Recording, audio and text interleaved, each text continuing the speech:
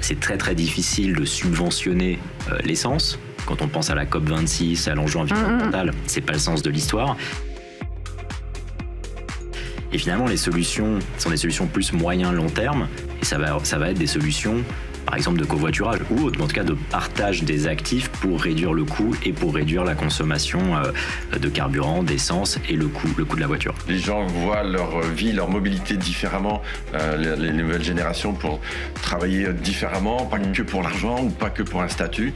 Et là-dessus, c'est à nous, entrepreneurs et innovateurs, de bien proposer les solutions par rapport à ça et d'accompagner ce changement. Mais en sachant que c'est près de 800 € par an qu'une entreprise peut verser à un collaborateur qui covoiture ou prend son vélo, il y a pas, toutes les mobilités sont complémentaires.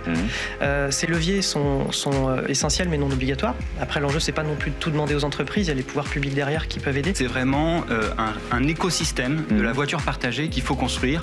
Il y a l'écosystème vélo qui est vraiment en route là, et c'est pas que la voie vélo, c'est aussi le réparateur, c'est aussi etc. Ouais.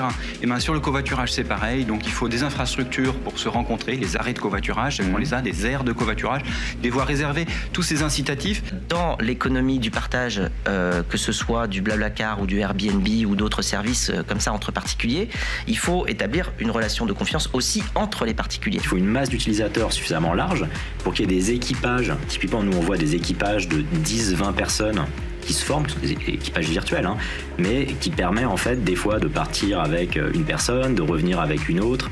Et donc ça, on peut pas le faire juste au sein d'une entreprise. Maintenant, c'est la communauté, les usagers actuels qui vont par le bouche à oreille et par les expériences de covoiturage convaincre leurs conducteurs de devenir passagers.